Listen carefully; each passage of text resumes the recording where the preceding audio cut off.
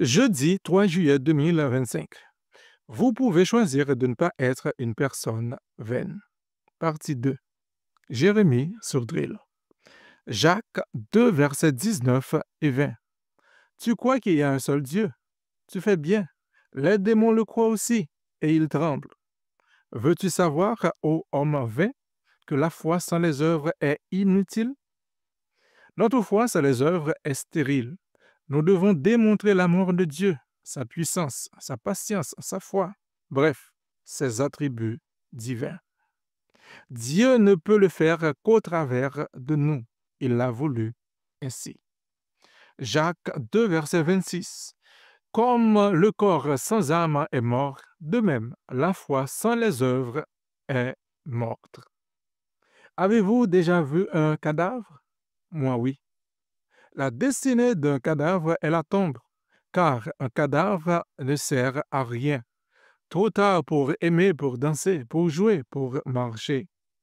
Un cadavre n'a plus d'esprit, et à cause de cela, il est néant. Au mieux, on pourra réutiliser certaines parties pour une personne qui en a besoin. Une foi sans œuvre est morte. Personne ne pourra utiliser notre foi. C'est à nous d'utiliser la foi que Dieu nous a donnée à nous en tant qu'individus. Si tu crois réellement, pourquoi ne donnes-tu pas à Dieu l'occasion de manifester qui il est au travers de toi, sachant c'est sa parfaite volonté? 2 Corinthiens 5, versets 18 et 19. Et tout cela vient de Dieu, qui nous a réconciliés avec lui par Christ et qui nous a donné le ministère de la réconciliation. Car Dieu était en Christ, réconciliant le monde avec lui-même, en n'imputant point aux hommes leurs offenses. Et il a mis en nous la parole de la réconciliation. Jésus nous a donné le ministère de la réconciliation. Il l'a mis en nous.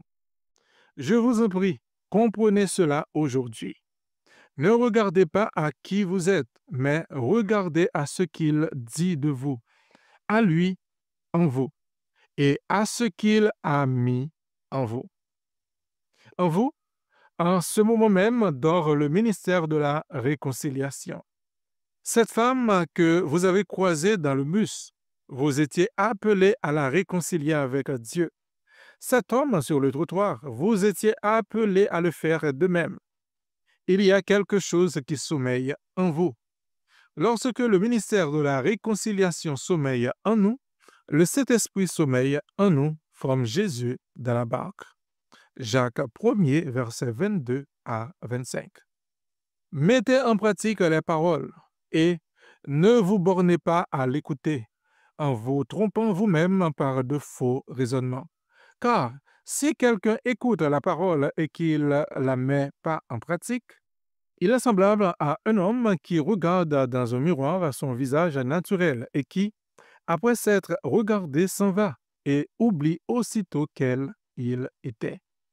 Mais celui qui aura plongé les regards dans la loi parfaite, la loi de la liberté, et qui aura persévéré, n'étant pas un auditeur oublieux, mais se mettant à l'œuvre, celui-là sera heureux dans son activité.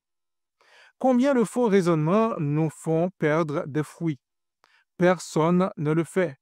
Personne ne m'a montré, personne ne m'a aidé, personne ne m'a aimé.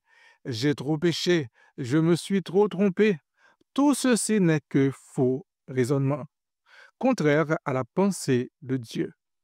Jésus utilise les choses faibles pour confondre les fortes. Un point, c'est tout. Il veut utiliser un point, c'est tout. N'en rajoute pas.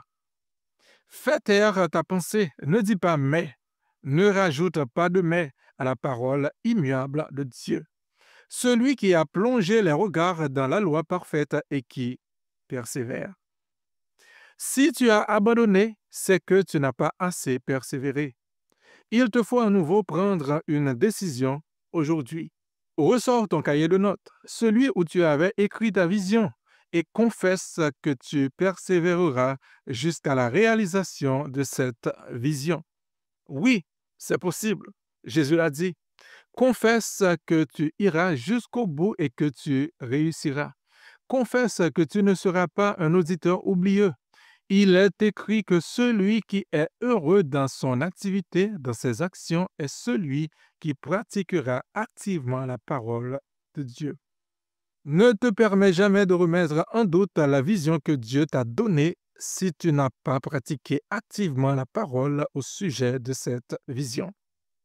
Déclarons ensemble aujourd'hui: Seigneur, merci pour ta parole. Je choisis de ne pas être un auditeur oublieux. Je choisis de ne pas oublier le visage que tu m'as donné après m'être regardé dans le miroir. Je choisis aujourd'hui de pratiquer ta parole, Seigneur.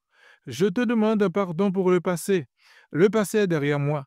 Je te fais confiance. Oui, j'ai confiance en toi. Je veux te donner l'occasion de te manifester au travers de ma vie dès aujourd'hui.